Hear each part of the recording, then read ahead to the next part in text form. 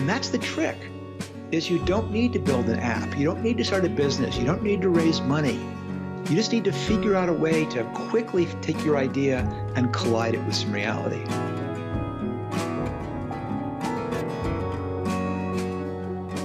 The reason, what's so interesting is probably the single most fundamental problem is what I call the failure to start.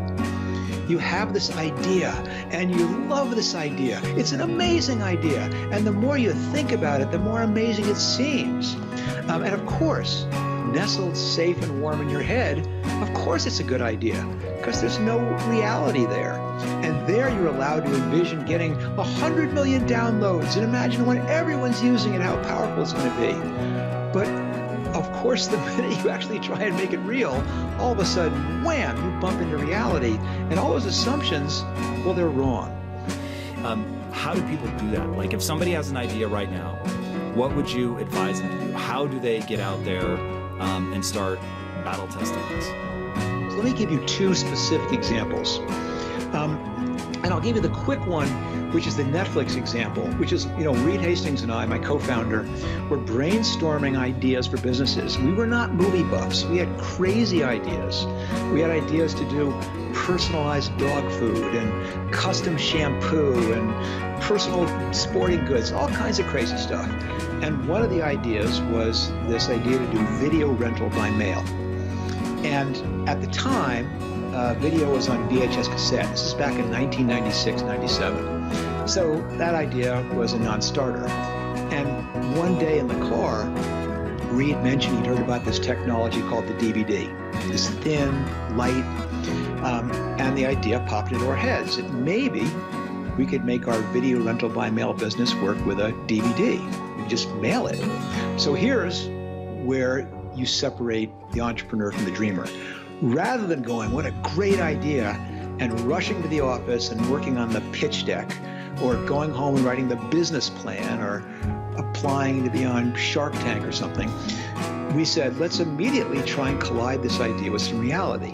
And in our case, we just turned the car around and drove back down to town we lived to buy a DVD. But of course, there weren't any. It was a test market. So we said, well, close enough. We bought a music CD. And we just mailed it to Reed's house. And we found out in 24 hours whether the fundamental premise of our idea would work. We collided it with reality within an hour of having the idea.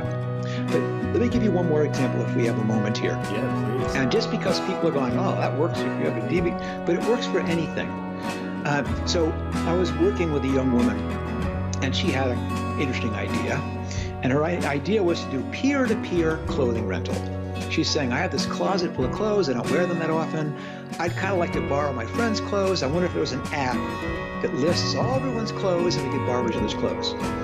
And then she was talking to me about the thing that aspiring entrepreneurs do. How do I raise money? How do I find a technical co-founder? How do I build an app? Blah, blah, blah. Dreaming.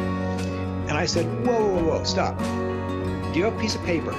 She goes, yes. I go, how about a Sharpie? She goes, yeah, that too. And some tape? And I said, write on a piece of paper, want to borrow my clothes? Question mark. Knock. And tape it to your dorm room door.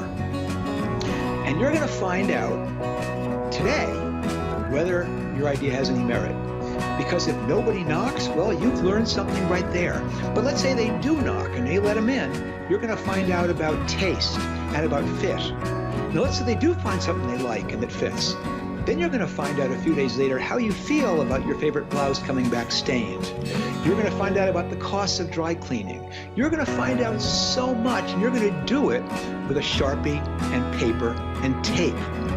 And you're going to do this for as long as it takes by hand to learn the fundamental premise, which is there a there?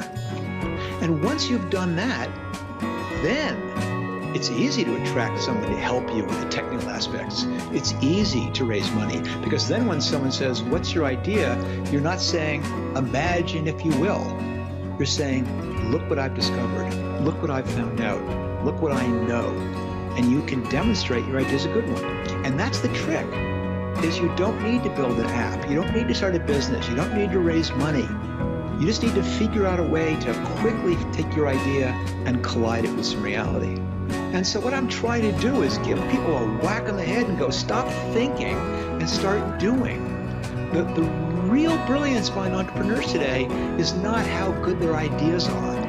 It's how clever they can be about figuring out ways to test those ideas, to try them, to, as I say, collide them with reality. That is what separates an entrepreneur from a dreamer.